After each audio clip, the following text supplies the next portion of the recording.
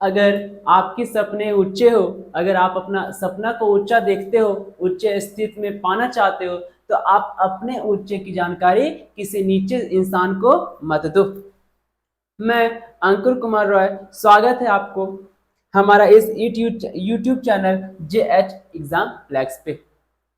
जैसा कि dear students, आप लोगों को पता है कि JH एग्जाम फ्लैक्स आपकी एग्जाम की तैयारी जोर शोर से करवाने में लगी है, ताकि एक भी बच्चा पीछे ना रहे और एक भी बच्चे का एग्जाम खराब ना हो। इसलिए JH एग्जाम फ्लैक्स आप लोग के लिए सारी चीज मुफ्त में दे रही है। Notes, lecture, important questions, MCQ और जितने भी VVS से रिलेटेड नोटिस है वो सारी चीज आप लोग को फ्री में दे रही है। मैं आप लोग से अनुरोध करूंगा कि जल्द से जल्द JH एग्जाम फ्लैक्स से जुड़ जाइए और वहां का नोट्स और लेक्चर नीचे डिस्क्रिप्शन में व्हाट्सएप और टेलीग्राम का लिंक है, उसमें भी आप लोग ज्वाइन कर लीजिए। चलिए स्टूडेंट्स, शुरू करते हैं। आज का जो हमारा लेक्चर होगा यानी लॉन्ग इंपॉर्टेंट क्वेश्चन होगी, वो क्लास 5 होगी, जिसके पहले मैंने 1 2 3 4 5 6 जितने भी क्वेश्चन थे मैंने करवा चुका हूं। अब देखते हैं आगे आज का क्वेश्चन क्या है। आज मैंने 2 क्वेश्चंस लिया है और 2 क्वेश्चन जो है वो आपके लिए बहुत इंपॉर्टेंट है, आने वाले एग्जाम के लिए इंपॉर्टेंट है, और आपको जितनी भी डॉट्स है वो सारी आज इसी क्लास में, एक ही क्लास में सारी चीज सॉल्व हो जाएगी। देखिए दोस्तों, 2 क्वेश्चन लेने का मतलब है, फर्स्ट क्वेश्चन मैं लिया हूं राष्ट्रपति से संबंधित और सेकंड क्वेश्चन जो लिया हूं वो प्रधानमंत्री से संबंधित। अब राष्ट्रपति अगर हम देखें तो आपको पता है कि हमारे भारत के जो अभी वर्तमान में राष्ट्रपति है वो कौन है? वो है द्रौपदी मुर्मू, जो भारत की 15वां गैर आदिवासी राष्ट्रपति बनी है। तो कहीं ना कहीं राष्ट्रपति मुर्मू जो है वो भारत की दूसरी महिला राष्ट्रपति बनी है, और कितने नंबर की बनी है? तो 15वें नंबर की बनी है 2022 में। आज हम लोग इन्हीं के बारे में चर्चा करेंगे कि आखिर इनको क्या क्या शक्तियां दी गई है। Long answer type question first lecture में आप देखिएगा तो मैंने आपको राष्ट्रपति के बारे में बता दिया है, अच्छे से बताया इनकी शक्ति की, नियुक्ति की, योग्यता की, कि भारत में राष्ट्रपति कैसे बनते हैं या फिर राष्ट्रपति का चुनाव कैसे होता है। आज मैं आपको राष्ट्रपति की 3 शक्तियां जो स्पेशल पावर है उनके बारे में जानकारी दूंगा। तो यह है हमारी राष्ट्रपति। चलिए आज हम लोग फर्स्ट क्लास में राष्ट्रपति की आपातकालीन शक्तियां को पढ़ेंगे, यानी इमरजेंसी को पढ़ेंगे। आखिर क्या क्या इनकी शक्तियां हैं आपातकालीन में, आखिर क्या क्या इनको दिया गया है, एक्स्ट्रा पावर क्या क्या दिया गया है, आज की क्लास में इनके बारे में अभी चर्चा करते हैं। चलिए शुरू करते हैं। पहला क्वेश्चन ये शुरू करने का मतलब है, ये आप लोग के लिए बहुत इंपॉर्टेंट है, बहुत ज्यादा जरूरी है। क्या है? भारतीय राष्ट्रपति की भारतीय राष्ट्रपति की आपातकालीन शक्तियों का विवेचना करें। आया हुआ क्वेश्चन है और फिर से अगर देगा तो आप लोग लिख लीजिएगा, अगर नहीं आता है तो आप लोग भारत के राष्ट्रपति को और भी अच्छे से समझ लीजिएगा। ऐसे ये सब आपके जीवन में काम आने वाली है। देखिए क्या बोलता है, कुछ विशिष्ट परिस्थिति के समय भारत के राष्ट्रपति को कुछ विशेष शक्तियां प्राप्त होती है, जिन्हें आपातकालीन शक्तियां कहा जाता है। इमरजेंसी में, आपातकालीन स्थिति में जो राष्ट्रपति को शक्तियां दी गई है उन्हें आपातकालीन शक्तियां कहा जाता है। यदि कोई आपातकालीन स्थिति उत्पन्न होती है तो सार्वजनिक अधिकारों से शीघ्रता और कुशलता से कार्य करने की अपेक्षा की जाती है। फिर सार्वजनिक अधिकारियों से अपेक्षा की जाती है कि वे स्थिति को जल्द से जल्द हल करने के लिए अपनी शक्तियों के भीतर परिश्रम पूर्वक कार्य करें। मान के चलो किसी भी क्षेत्र में ऐसा स्थिति, आपातकालीन स्थिति आ जाती है तो उसमें कहीं ना कहीं अधिकारियों से ये अपेक्षा की जाती है कि वे स्थिति को जल्द से जल्द हल करें। इमरजेंसी जिसको बोल सकते हैं। अगर आप हॉस्पिटल जाते हैं या किन्हीं को हॉस्पिटल जाते हुए देखते हैं तो कहीं ना कहीं बोलते हैं इमरजेंसी, इट्स इमरजेंसी, यानी आपातकालीन स्थिति है। अब इमरजेंसी ऐसी स्थिति होती है जिसमें से एट द स्पॉट, मतलब on the spot he action लिया जाता है। तो कहीं ना कहीं ऐसी स्थिति को जल्द से जल्द हल करने की शक्ति प्राप्त होती है।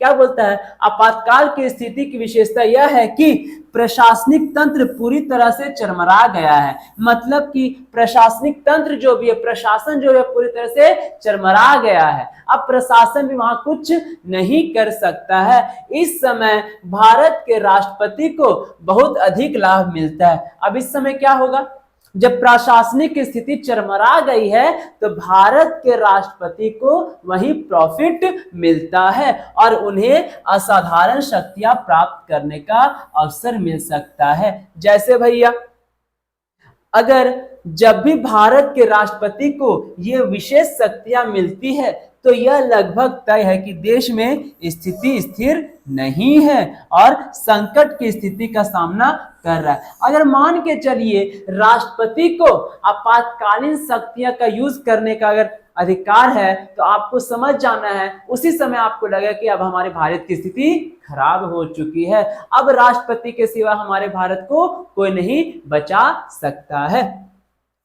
इन शक्तियों को लोकप्रिय रूप से राष्ट्रपति के आपातकालीन शक्तियों के रूप में जाना जाता है।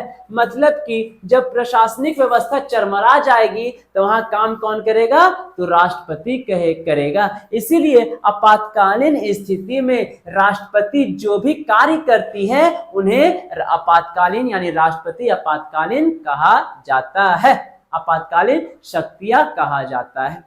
उम्मीद करता हूं कि ये जो पॉइंट है वो आप लोग को अच्छे से समझ में आ गई होगी। चलिए शुरू करते हैं। क्या बोलता है, वह स्थिति जब शक्तियों का प्रयोग किया जा सकता है। अब देखिए राष्ट्रपति अपनी शक्तियों का प्रयोग कब कर सकती है। जैसे भैया, केवल आपातकाल के समय ही भारत के राष्ट्रपति को आपातकाल शक्तियां प्राप्त हो सकती है। मतलब कि आपातकाल के समय ही राष्ट्रपति अपने आपातकालीन शक्तियां का प्रयोग कर सकती है। उन आपात स्थितियों को 3 स्थितियों के रूप में पहचाना जा सकता है।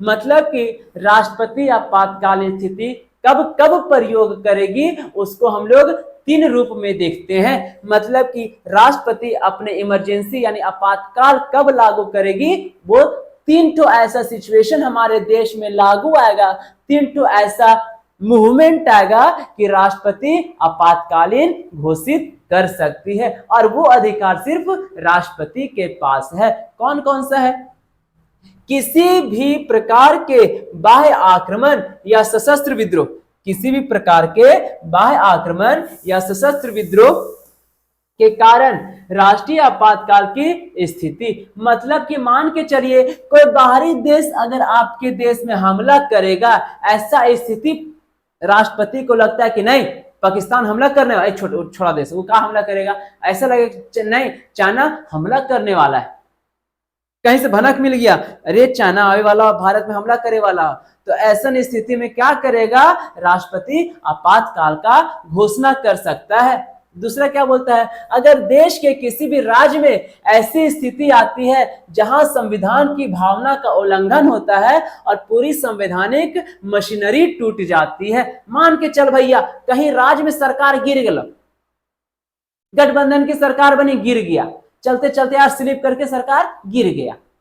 तो जब सरकार गिर जाती है या फिर ऐसा महसूस होता है कि राज्य में संविधान का उल्लंघन किया जा रहा है, तो ऐसी स्थिति में क्या करेगी, राष्ट्रपति अपने आपातकाल की शक्तियां यूज कर सकती है, यानी आपातकाल शक्तियां लागू कर सकती है। तीसरा क्या बोलता है, किसी भी प्रकार की बड़ी वित्तीय आपात स्थिति, मतलब कि किसी भी प्रकार की जो वित्तीय स्थिति यानी जिसको बोल सकते हैं फाइनेंशियल कंडीशन अगर आती है हमारे राज्य सरकार के पास, तो इसमें केंद्र सरकार अपनी आपातकालीन शक्तियां लागू कर सकती है। मतलब कि 3 स्थिति है, पहला बाहरी आक्रमण से, दूसरा सरकार के गिर जाने से, और तीसरा वित्तीय शक्ति अगर कमजोर पड़ जाए। तो ये तीनों में आपके राष्ट्रपति अपनी आपातकालीन शक्तियां का प्रयोग कर सकती है। अब यही तीनों को हम लोग अच्छे से समझेंगे। क्या समझेंगे? जिसका टॉपिक है शक्ति, यानी क्या क्या है शक्ति, पावर। जैसे फर्स्ट पॉइंट बोला है कि भारत के राष्ट्रपति द्वारा राष्ट्रीय आपातकाल की घोषणा अनुच्छेद 352 के अनुसार, मतलब कि भारतीय संविधान में अनुच्छेद 352 में कहा गया है कि भारत में राष्ट्रपति केंद्र में यानी देश में राष्ट्रपति शासन लगा सकती है, यानी कि राष्ट्रीय आपातकाल घोषित कर सकती है अनुच्छेद 352 के तहत। क्या बोलता है? यदि देश की सुरक्षा संकट में है, अगर हम बताएं कि अगर देश की सुरक्षा, अगर बाहरी आक्रमण हो, अगर बाहरी देश अगर किसी अपने देश पे संकट करे यानी युद्ध करे, युद्ध का विस्तार करे या युद्ध करने के लिए सोचे, तो ऐसी स्थिति में राष्ट्रपति क्या करेगी? अनुच्छेद 352 का प्रयोग करेगी और देश में आपातकाल घोषित कर सकती है। और क्या बोलता है? और किसी भी प्रकार बाहरी आक्रमण, युद्ध के भय, सशस्त्र विद्रोह से खतरा महसूस होता है तो भारत के राष्ट्रपति को घोषणा करने की शक्ति है, आपातकाल घोषणा कर सकती है। कहीं ना कहीं आप लोग पढ़े होंगे, इंदिरा गांधी के समय में भारत में इमरजेंसी लगाई गई थी, आपातकाल लगाई गई थी। देखिए दूसरा क्या बोलता है? आपातकाल की स्थिति, इस स्थिति में राज्यों की सभी कार्यकारी शक्तियां केंद्र सरकार द्वारा निर्देशित होगी और उनकी सहमति के बिना कोई भी कार्य नहीं किया जाएगा। अब कहीं ना कहीं राज्य में जब राष्ट्रपति शासन लगेगा, राज्य की बात कर रहे हैं, तो वो सब राज्य का जो पावर होता है वो कहीं ना कहीं केंद्र के पास चली जाती है और वो राज्य में जो शासन करेंगे वो आपके राष्ट्रपति करेंगे।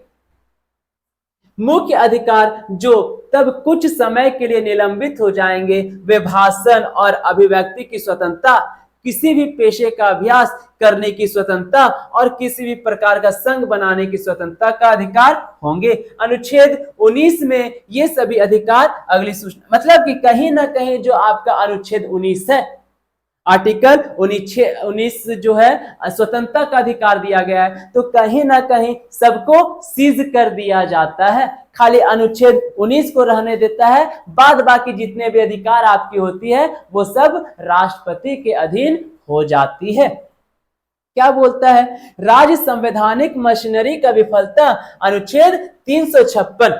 अब देखिए क्या बोलता है, 352 में क्या बोला? तो अनुच्छेद 352 में बोला कि राष्ट्रपति को अगर ये भनक मिल जाता है कि आपके देश में कोई बाहरी देश आके आक्रमण कर सकता है, तो उस स्थिति में राष्ट्रपति देश में आपातकाल घोषित कर सकती है। तो ऐसा जिक्र कब किया गया है? तो भारतीय संविधान के अनुच्छेद 352 में। अब अनुच्छेद 356 क्या बोलता है? अभी हम बताएं। अनुच्छेद 356 कहता है कि मान के चलिए किसी भी राज्य में संविधान का उल्लंघन हो या फिर किसी भी राज्य में सरकार गिर जाती है, यानी कि गठबंधन की सरकार अगर गिर जाती है, तो राष्ट्रपति के पास ये अधिकार है कि उस राज्य में राष्ट्रपति शासन लगा दे, अनुच्छेद 356 के तहत। वही लिखा है कि राज्य संवैधानिक मशीनरी की विफलता, अनुच्छेद 356। यदि राज्य संवैधानिक मशीनरी विफल हो जाती है तो भारत के राष्ट्रपति को घोषणा करने की शक्ति मिल जाएगी। केंद्रीय संसद के पास राज्य विधानमंडल के सभी निर्णयों का प्रयोग करने का अधिकार होगा और राष्ट्रपति स्वयं को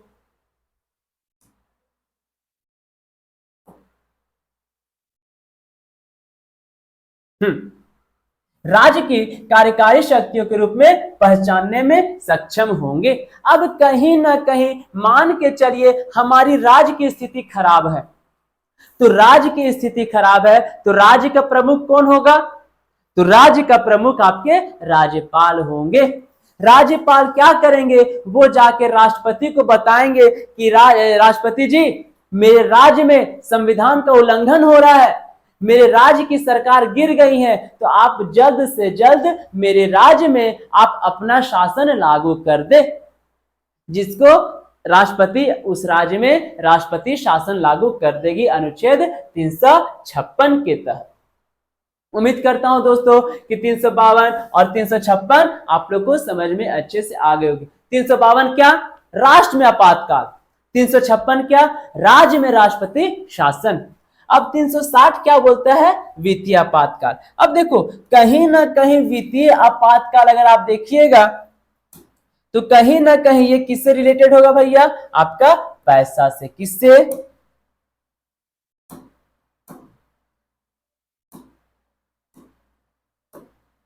पैसा से। किससे होगा?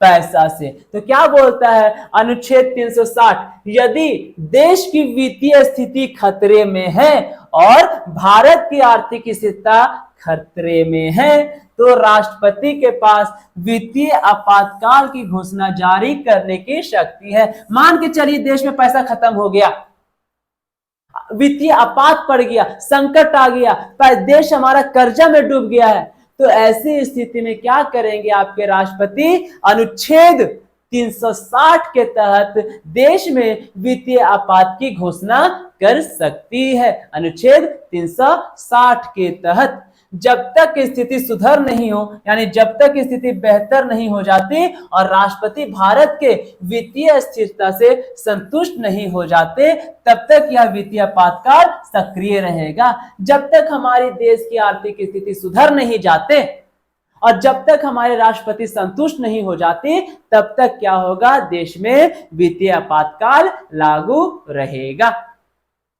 केंद्र सरकार स्थिति को सुधारने के लिए सभी वित्तीय निर्णय लेगी और राष्ट्रपति राज्य विधानमंडल द्वारा पारित सभी धन विधेयकों की जांच करेगी। अब इसका सूचना आपको केंद्र सरकार देगा कि बताओ रे कैसा है स्थिति आपका देश का, कुछ सुधार हुआ नहीं हुआ, कब हटाएगा, कब तक लगा आपातकाल, इसका सुधार कब तक होगा।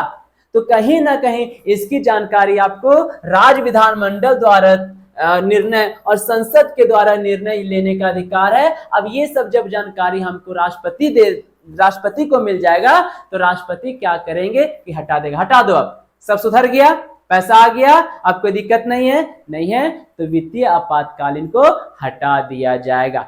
अब समझिए शॉर्ट वे में 352 कब? जब आपके देश में बाहरी देशों का आक्रमण होने का खतरा है तो राष्ट्रपति क्या करेगी? अनुच्छेद 352 के तहत राष्ट्रीय आपातकाल घोषित करेगी। अनुच्छेद 356 जब राज्य में संविधान का उल्लंघन होगा या फिर कहीं ना कहीं राज्य सरकार गिर जाती, यानी गठबंधन की सरकार गिर जाएगी, तो वैसे स्थिति में राष्ट्रपति क्या करेंगे? उस राज्य में अपना शासन चलाएगी अनुच्छेद 356 के तहत, जिसको राष्ट्रपति शासन कहा जाता है। 360 क्या है भैया? जब आपकी देश की आर्थिक स्थिति कमजोर पड़ जाएगी, जब आपके देश में वित्तीय स्थिति कम पड़ जाएगी, स्थिति खतरे में आ जाएगी, तो ऐसी स्थिति में आपके भारत के राष्ट्रपति भारत में वित्तीय आपातकाल लगा सकती है और जब तक लगी रहेगी तब तक वहां की स्थिति सुधार ना हो। उम्मीद करता हूं दोस्तों कि ये आप लोग को ये तीनों अनुच्छेद अच्छे से समझ, 352 बाहरी आक्रमण, 356 राज्य में राष्ट्रपति शासन और 360 वित्तीय आपात, यही तीनों अधिकार वित्तीय आपात यानी आपातकालीन शक्तियां हमारे राष्ट्रपति को दी गई है। तो क्या बोलते हैं, तुम कहना क्या चाहते हो? तो सर इतना बड़ा लंबा चौड़ा जो आप भाषण दिए, तो इसका एक छोटा सा निष्कर्ष क्या निकलता है, इसका कंक्लूजन क्या निकलता है? देखिए,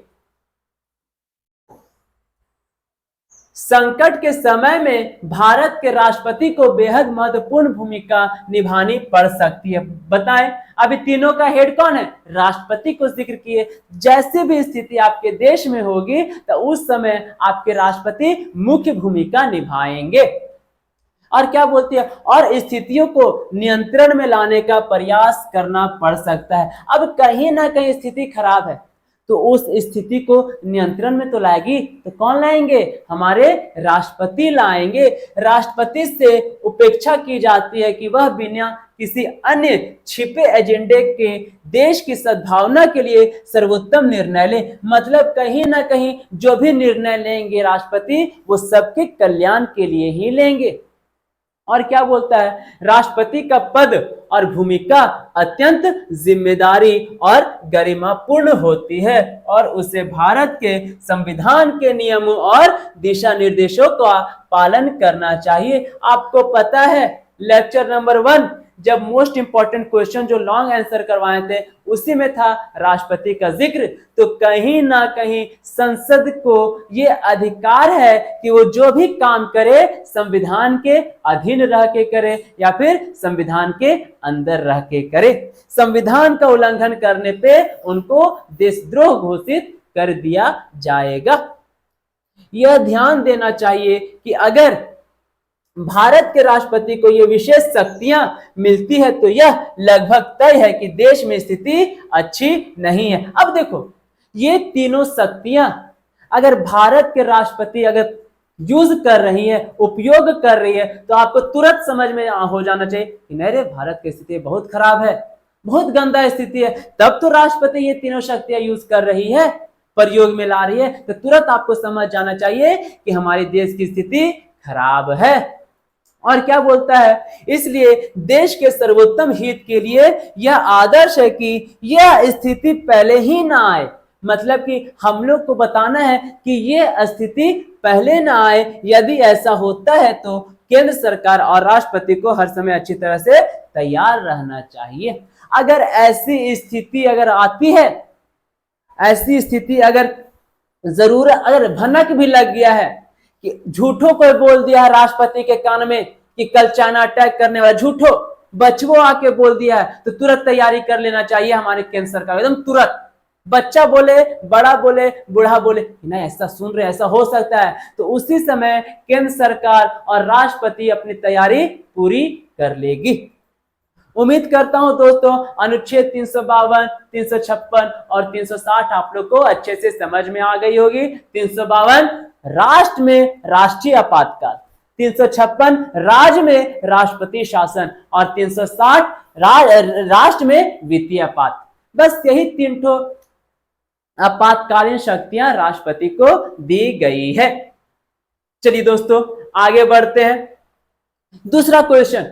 अब दूसरा क्वेश्चन क्या है? दूसरा को हम क्या बताए थे कि जो हम दूसरा क्वेश्चन लिए हैं दोस्तों, पहला क्वेश्चन राष्ट्रपति से और दूसरा क्वेश्चन प्रधानमंत्री से।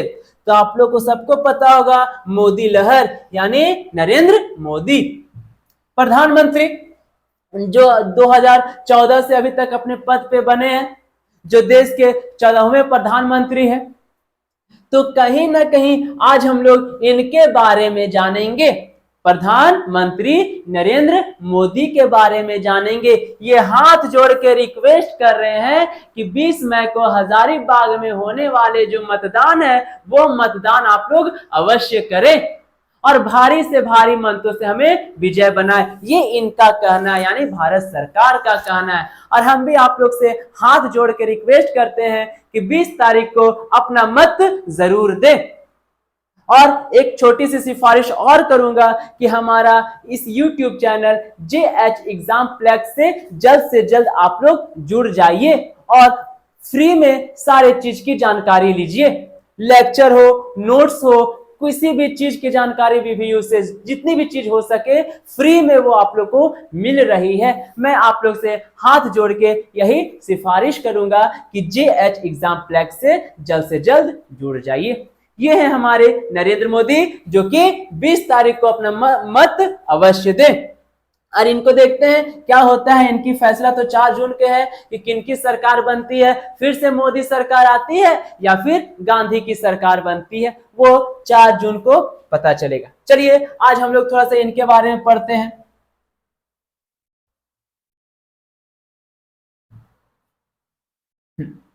क्या है क्वेश्चन? भारत के प्रधानमंत्री के कार्य एवं उनकी शक्तियों का वर्णन करें। बहुत इंपॉर्टेंट है। देखिए अगर क्वेश्चन आएगा तो लिखेंगे क्वेश्चन आएगा तो लिखेंगे और नहीं आएगा तो जानेंगे। बस दो चीज करना है, क्वेश्चन आएगा सर एग्जाम में तो लिखेंगे, अगर नहीं आएगा तो जान लेंगे कि प्रधानमंत्री होते क्या है, राष्ट्रपति होते क्या है।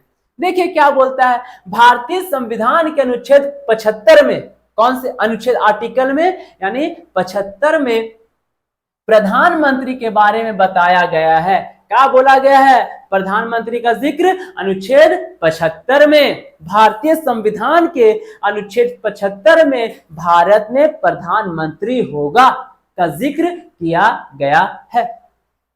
उन्हें राष्ट्रपति द्वारा नियुक्त किया जाता है। किन्हें द्वारा, राष्ट्रपति बोलेगा उठ तोरा हम प्रधानमंत्री बनेबो, का करबो, प्रधानमंत्री बनेबो, तोरा हम एगो पद दिया है प्रधानमंत्री का, तुम प्रधानमंत्री का चुनाव लड़ो। तो कौन इसको नियुक्त किया, तो हम नियुक्त किया, यानी राष्ट्रपति, और उसको उठा के प्रधानमंत्री बोले कि तुम प्रधानमंत्री बनेगा, तो नियुक्त कर दिए और प्रधानमंत्री किया जाता है यानी नियुक्त किया जाता है। और भारत के लोगों द्वारा, किनके द्वारा, भारत के लोगों द्वारा चुना जाता है। अब कहीं ना कहीं 20 मई को हमारे झारखंड हजारीबाग में चुनाव होगा, तो चुनाव हम लोग देंगे यानी हम लोग वोट देंगे, तो किसको देंगे, तो हम ये जो वोट देंगे यानी लोकसभा का जो चुनाव होगा वो सरकार की नियुक्ति की जाएगी, यानी सांसद का जो हेड होगा उसे हम लोग प्रधानमंत्री मानेंगे, यानी प्रधानमंत्री की चुनाव होगी, यानी भारत की सरकार की चुनाव होगी। तो कहीं ना कहीं इसको हम लोग और डीपली पढ़ेंगे जब हम लोग सेमेस्टर सेकेंड में जाएंगे और सिलेबस आगे बढ़ाएंगे। तो मुख्यमंत्री एक अलग टॉपिक है, अच्छे से समझेंगे, प्रधानमंत्री को अच्छे से समझेंगे, राष्ट्रपति को अच्छे से समझेंगे, पूरा डीप में समझेंगे। मैं यही कोशिश कर रहा हूं कि एग्जाम जो आने वाली है, एग्जाम सर पे है, तो क्वेश्चन एक भी छूटे ना, इसलिए मैं सिर्फ इंपॉर्टेंट क्वेश्चन करवा रहा हूं एग्जाम से रिलेटेड। तो क्या बोले हैं कि भारत के लोगों द्वारा चुना जाता है, प्रधानमंत्री राज्य का कार्यकारी प्रमुख होता है, वहीं प्रधानमंत्री के पास प्रमुख शक्तियां भी होती है। तो कहीं ना कहीं राज्य का प्रमुख होते हैं और केंद्र का प्रमुख कौन, राष्ट्रपति, और राज्य का प्रमुख कौन, कार्यकारी प्रमुख प्रधानमंत्री। देखिए क्या बोलते हैं सर, ये तो प्रधानमंत्री के बारे में संविधान में जो जिक्र था वो था, तो कहीं ना कहीं इनकी शक्तियां भी होगी, है बिल्कुल है, कर्तव्य है बिल्कुल है। देखते हैं कि कैसे प्रधानमंत्री आखिर भारत में बनते हैं। क्या बोलता है, भारतीय संविधान के अनुच्छेद 75 में उल्लेख है कि देश का एक प्रधानमंत्री होगा। सबको पता है अनुच्छेद 75 क्या बताता है कि हमारे देश में एक प्रधानमंत्री होगा जिसे राष्ट्रपति द्वारा नियुक्त किया जाएगा और भारत के लोगों द्वारा आम चुनाव के माध्यम से चुना जाएगा। इस प्रकार जनता का प्रतिनिधि है, कहीं ना कहीं लोगों के द्वारा चुना गया शासक को ही हम लोग प्रधानमंत्री कहेंगे। हम लोग चुनेंगे प्रधानमंत्री को, हम लोग चुनेंगे। भारत की जनता ही चुनाव करती है कि देश का सरकार कौन बनेगा। प्रधानमंत्री मंत्रिमंडल का प्रमुख होता है। जितने भी मंत्री हैं, केंद्रीय मिनिस्टर जिसको बोल सकते हैं, केंद्रीय मंत्री, वो सबका प्रमुख कौन, प्रधानमंत्री। वह मंत्री परिषद के साथ मिलकर केंद्र में कार्यकारी शक्ति का निर्माण करता है। जितने भी केंद्रीय मंत्री हैं सबके साथ मिलके काम करते हैं। भारत का राष्ट्रपति केवल नाम मात्र का प्रधान, मूर्ति हो खाली। भारत की जो राष्ट्रपति खाली मूर्ति है, वो खाली मूर्ति बन के बैठा था, लेकिन सब काम कौन करे था, तो प्रधानमंत्री करे था। तो वही बोला है कि भारत में जो खाली नाम मात्र हो लेकिन सब काम कौन कर रहा है, तो प्रधानमंत्री करते हैं। जबकि मुख्य शक्तियां भारत के प्रधानमंत्री के पास होती है। सारी मुख्य शक्तियां किनके पास होती है, प्रधानमंत्री के पास होती है। क्यों, क्योंकि जन से ही राष्ट्र है, यानी जनता से ही देश है और जनता ही देश की सरकार को चुन रही है। इसीलिए पूरा प्रमुख, देश का प्रमुख कौन होगा, तो आपका हो जाएगा प्रधानमंत्री। क्या बोलता है, वही प्रधानमंत्री को सरकार का प्रमुख कहा जाता है। सरकार का प्रमुख कौन? प्रधानमंत्री। ऐसे में प्रधानमंत्री के पास अधिक शक्तियां होती है। इसी के कारण यानी जनता उनको चुनती है, इसी के कारण प्रधानमंत्री के पास बहुत ज्यादा शक्तियां होता है या होती है। चलिए नेक्स्ट यही है हमारे प्रधानमंत्री जी। हाँ, अब हम लोग देखेंगे प्रधानमंत्री के कार्य एवं शक्तियां कि क्या कार्य है प्रधानमंत्री का और क्या क्या उनको पावर दी गई है। देखिए क्या बोलता है, वह अपने राजनीतिक दल के सदस्यों के मंत्री पद पर नियुक्त करने के लिए उनके नाम राष्ट्रपति को प्रस्तावित। हम प्रधानमंत्री बन गए और मेरे साथ कौन कौन दोस्त बनेगा, मेरे साथ कौन कौन मंत्री बनेगा, तो इसका नाम लिख दिए। यह राहुल, यह मुकेश, यह मंगरा, यह बुधना। मंगरा बनतो सड़क मंत्री, बुधना बनतो पानी मंत्री, स्मृति बनतो कपड़ा मंत्री। लिख दिए और जाके हम राष्ट्रपति को दे दिए। क्यों? अपने दल को बनाने के लिए, अपने मंत्रिमंडल को बनाने के लिए राष्ट्रपति को दे दिए। अब क्या बोलता है, अब हम जो परामर्श राष्ट्रपति को दिए, अब राष्ट्रपति क्या करेगी, जिसका जिसका हम नाम दिए हैं उस नाम को उस पद को नियुक्त कर देगी। यानी मेरे कहने से ही राष्ट्रपति इसको ये मंत्री बनाएगी, उसको सड़क मंत्री बनाएगी, उसको परिवहन मंत्री बनाएगी, रेल मंत्री बनाएगी। किसके कहने से? प्रधानमंत्री के कहने से। दूसरा क्या बोलता है, वह विभिन्न मंत्रियों के प्रभार का वितरण करने। बताया अभी बताएं। ए मंगरा, हाँ तू सड़क मंत्री बन जाओ, ठीक हो। ए बुधना, हाँ तू जल मंत्री बन जाओ, ठीक हो। तो कहीं ना कहीं हम नाम दे दिए और उसका पद दे दिए। तो नाम और पद का नियुक्ति कौन करेगा? तो राष्ट्रपति करेंगे।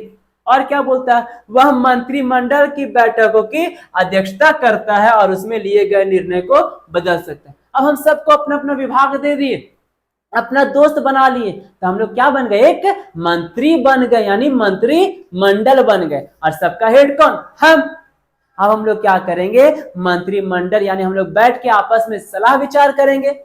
हमको पसंद आया तो ठीक है, और वही सलाह विचार को नहीं पसंद आया तो हम कहना एकरा मतलब हो ना, तू गलत बोल लिए, तो बतिए ना ठीक हो, हम जो बोलबो से सही होता। तो कहीं ना कहीं इसकी ये शक्ति दी गई है। और क्या बोलता है, वह भारत के राष्ट्रपति को अपने मंत्रिमंडल से किसी भी मंत्री के इस्तीफा या हटाने के बारे में वो हमर से लड़ाई कर दल को हम ओकरा अपने साथ ना रखबो। हम क्या करें, प्रधानमंत्री हैं और अपने मंत्रिमंडल की बात कर रहे हैं। और मंत्रिमंडल में कौन था? तो वो था बुधना, जो रेल मंत्री बना था। बुधना को हम क्या बनाए थे?